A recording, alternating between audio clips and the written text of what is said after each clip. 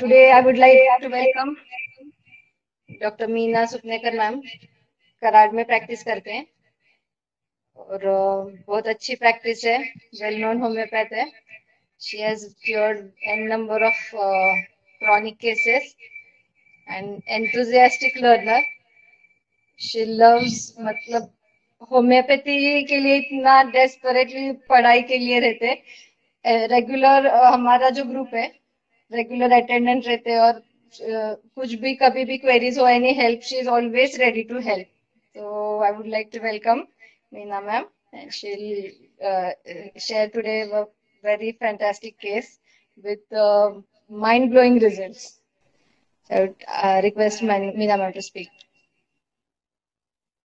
Meena madam, origin Thank you, sir. Group की तरफ से भी आपका वेलकम है। Let's start the case. Okay, thank you. तो ये केस मेरे पास जब आया था तो ये 2 साल पुराना केस है, जब कोविड था। तो तब ये जो है यानी इनकी पूरी फैमिली मेरे पास ही ट्रीटमेंट लेती है। तो इनका बेटा केमिस्ट है, तो ये मेरे पास लेकर आया था क्योंकि ये केमिस्ट है, एक डर्मेटोलॉजिस्ट की यहाँ केमिस्ट है। तो ये जब इनको तकलीफ होने लगी थी तो इन्होंने बताया नहीं था घर पे कि ऐसा कुछ हुआ है। तो जब ये एक बार ऐसे ही नहा के आए तो उनकी डॉटर इन लॉ ने देखा कि ये क्या हो गया है। तो बोले कुछ नहीं, मैंने कुछ खुजाया था शायद, उसकी वजह से हो गया। इनको हाइपरटेंशन भी है और डायबिटीज भी है, लेकिन कंट्रोल में है। वैसे इनको कुछ कंप्लेंट्स थे ही नहीं। तो लड़के ने तुरंत उनको लेकर डर्मेटोलॉजिस्ट के लिए पास लेके गए। उनका ट्रीटमेंट लिया, लेकिन वो ठीक नहीं हो रहा था, ऊज हो रहा था। ऐसा स्टिकी फ्लूइड उसमें से ऊज हो रहा था। और उनको पूछा तो आपको कोई तकलीफ है? तो बोलते थे कि नहीं, मुझे कोई तकलीफ नहीं है। आ, वो लेकिन उनकी डॉटर इन लॉ ने बोला कि ये अगर तकलीफ नहीं है तो चलना बंद किया इन्होंने। पहला वॉक करते थे घर के सामने, वो भी बंद कर दिया। और अभी घर में भी चलते तो थोड़ा थोड़ा लिम्प किया है जैसा चलते हैं। तो मैंने वीडियो में भी उनको पूछा है तो बोला कुछ नहीं, कोई तकलीफ नहीं है। तो इनका थोड़ा मैंने फिर पूछा, आपको इसके बारे में क्या लगता है? तो बोला ऐसा कुछ नहीं, इतना कुछ लगता नहीं है। तो उसके ऊपर मैंने उनको एक रेमेडी दिया था। तो वो रेमेडी देने के बाद 4-5 दिन के बाद पेशेंट आया। और जैसे कल सर ने बताया था, सचिन सर ने, अभी पेशेंट ज्यादा रुकते नहीं है, फटाफट उनको भी रिजल्ट चाहिए। पहले जैसे पहला होम्योपैथी चलता था, 15 दिन रुकते थे, अभी नहीं। तो आके बोले तो कोई फर्क तो नहीं था, जैसा लीजन था वैसा ही था, बढ़ रहा था। तो उनको थोड़ा टेंशन ही आया था, क्योंकि ऑर्थोपेडिक के पास भेजा था।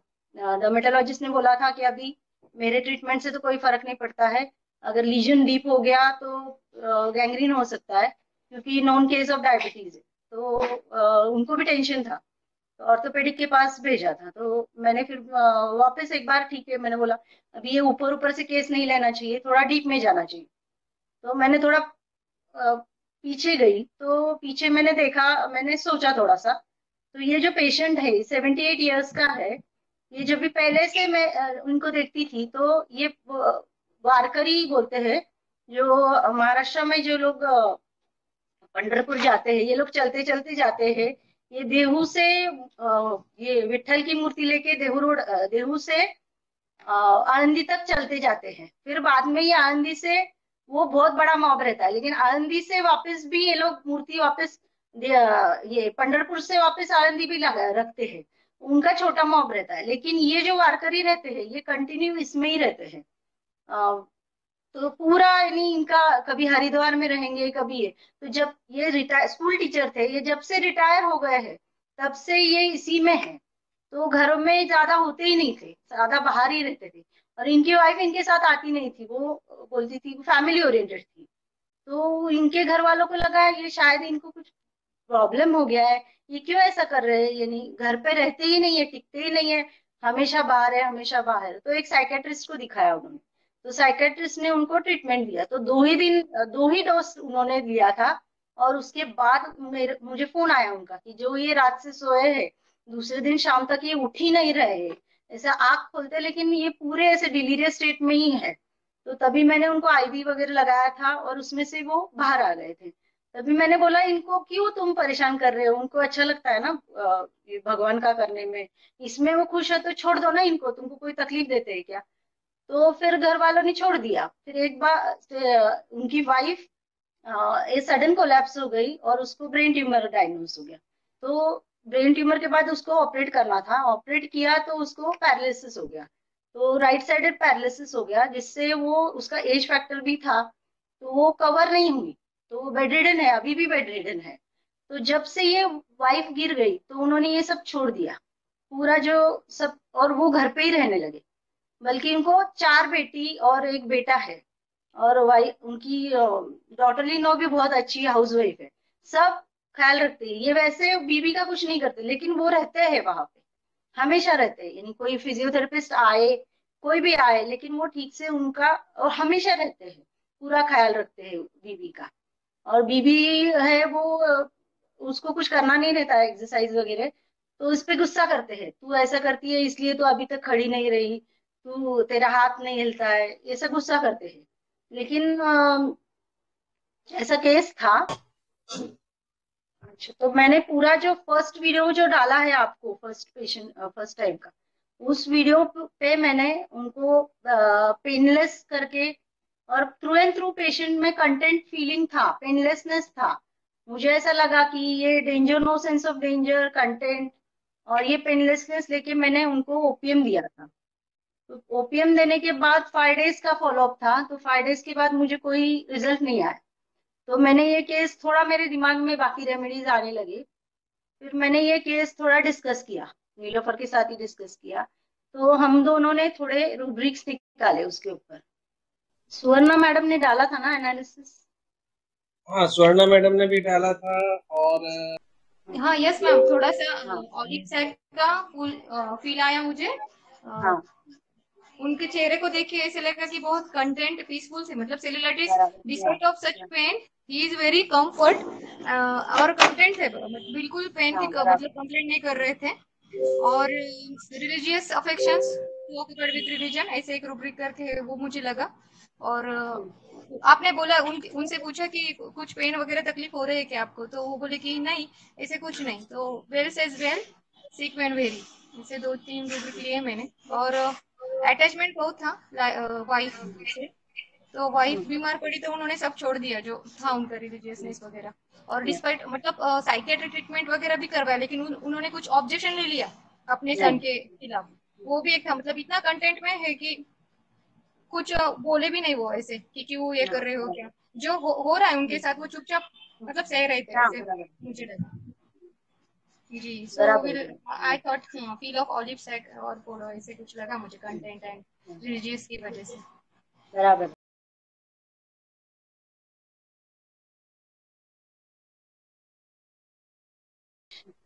तो इसके बाद जो थ्रू एंड थ्रू लग रहा है, और जो मैम ने बताया, तो वो कंटेंट था। कंटेंट थ्रू एंड थ्रू पहले से लगा, इसके लिए ओपीएम में भी मैंने वही सोचा था कि कंटेंट था।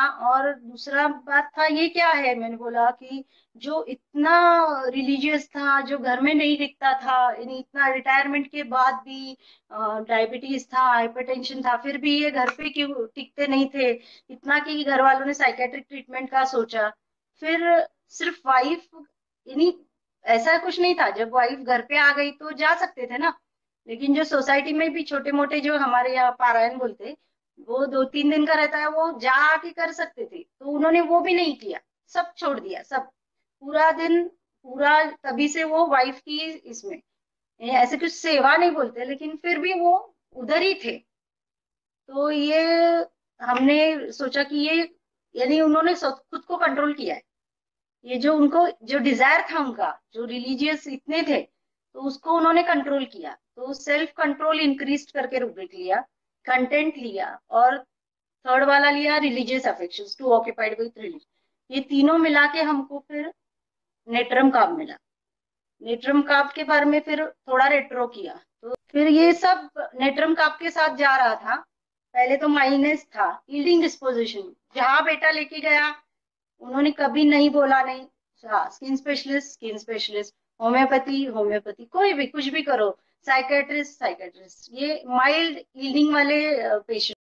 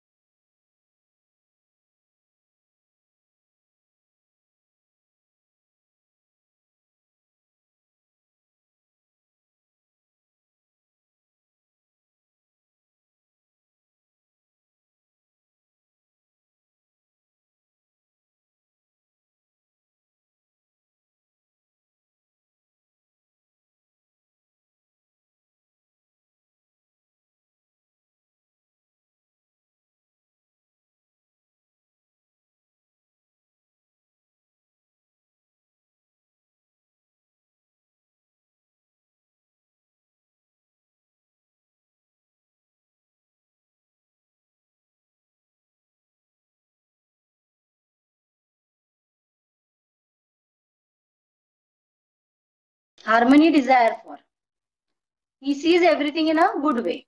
नहीं कुछ भी हो, उनको वीडियो में भी पूछा है कि कुछ डर लगता है क्या, नहीं कुछ कोई नहीं, सब हो जाएगा, ठीक हो जाए। तभी मुझे ऑलिव सैक का फील आया था कि ये शायद ऑलिव सैक है, लेकिन जब पूरा स्टडी किया तब पता चला कि नहीं, ये नेट्रम कार्प है। ही इज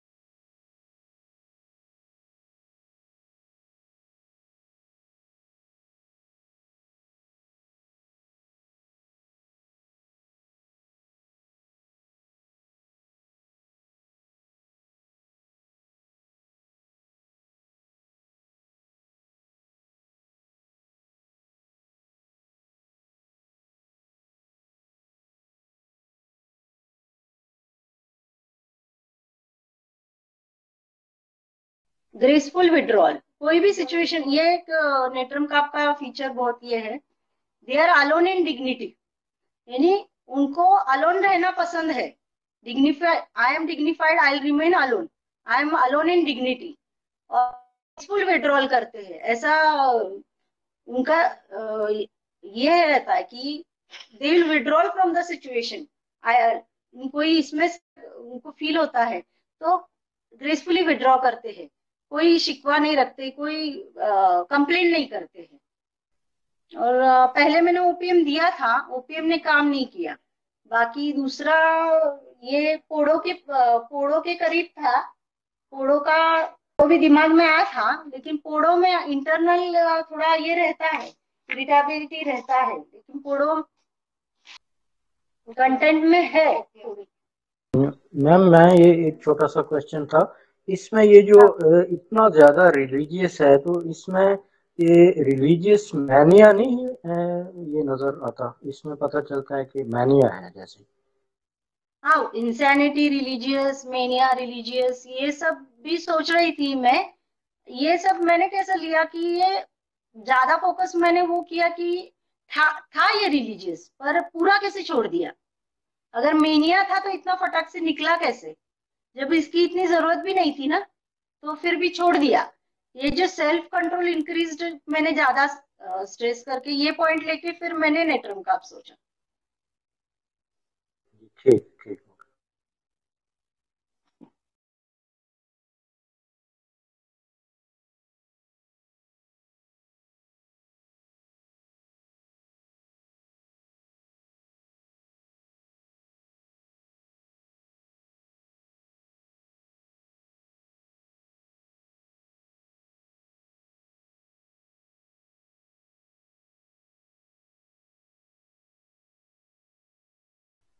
अभी ये नेट्रम काप जो होते हैं, very gentle sweet kind of people, not involve in matters of others, दूसरे सिंपेथेटिक है, try to give out without any recognition. इनको जरूरत नहीं है कि कोई रिकग्नाइज करे, कोई प्लीज करे, कोई अप्रिशिएट करे, ये सब नहीं है।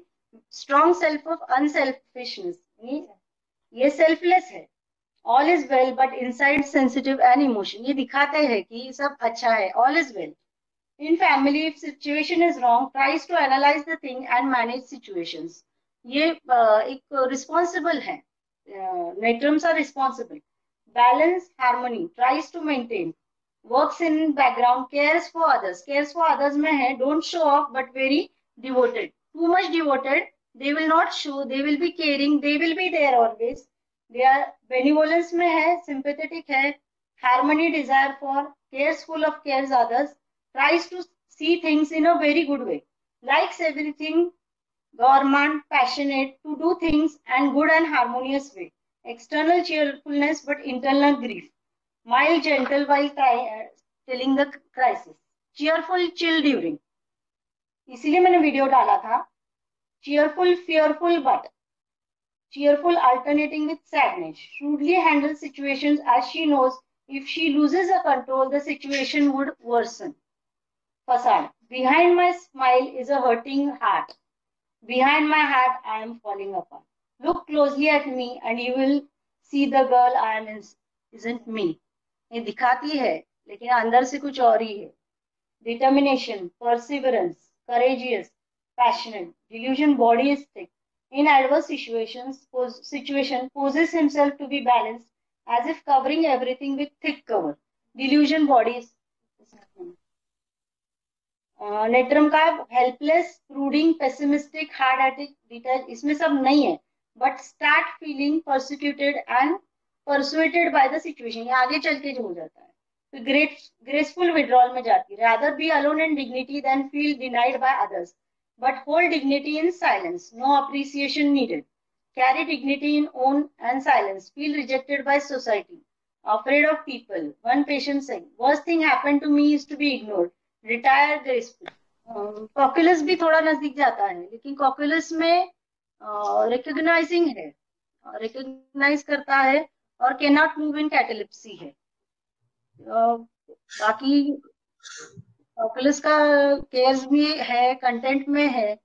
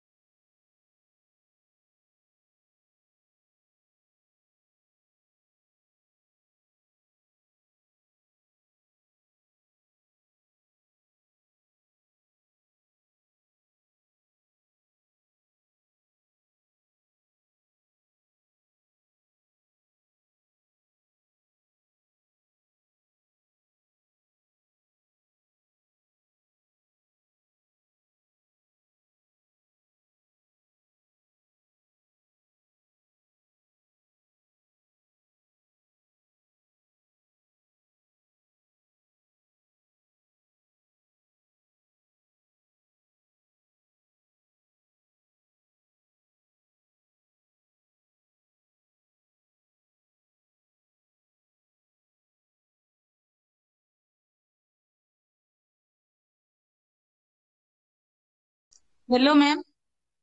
हाँ हेलो.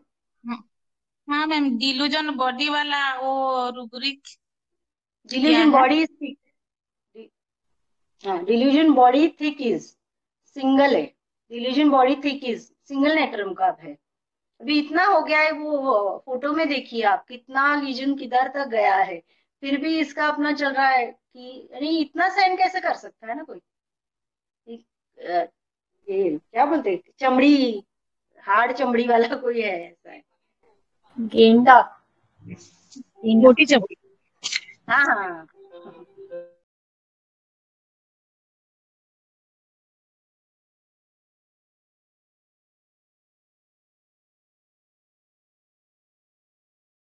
और कोई क्वेरीज है?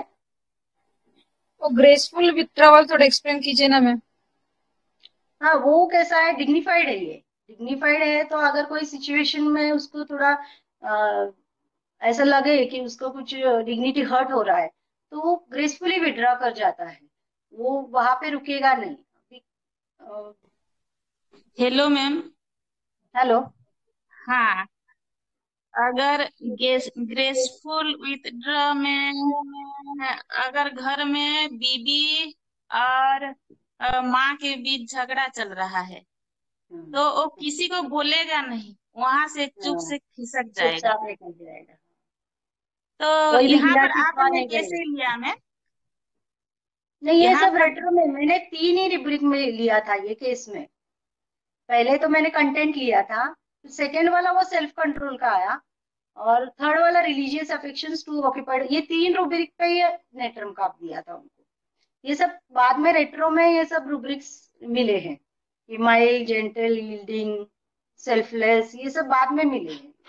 थैंक यू मैम, बहुत बढ़िया केस रहा, और पहली बार में चुंगा मारा आपने, सिक्सर मारा, अच्छा रहा।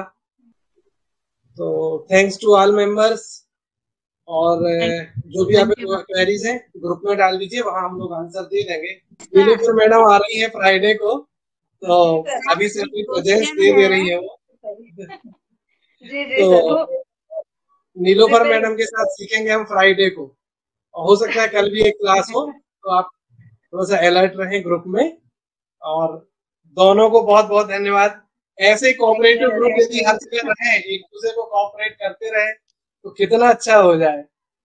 तो आपकी टीम जो करार टीम है, उसको तो सैल्यूट है, सैल्यूट है मेरा। बहुत अच्छा कर रहे हैं आप। मानिक सर कहाँ है? ये केस मानिक में सर वो एक कहाँ है? मानिक सर कहाँ है? अभी वो नोट गिन रहे होंगे। सर ये पर्दे के पीछे लाइक मैं नेट कार्ड प्ले कर रहे हैं sir. Managing. Okay, thank you. Thanks to both of you, and thanks to all members. Thank you sir, Sir. Okay. Thank you sir. Thank you, Deepika. Thank you thank you sir, thank you ma'am.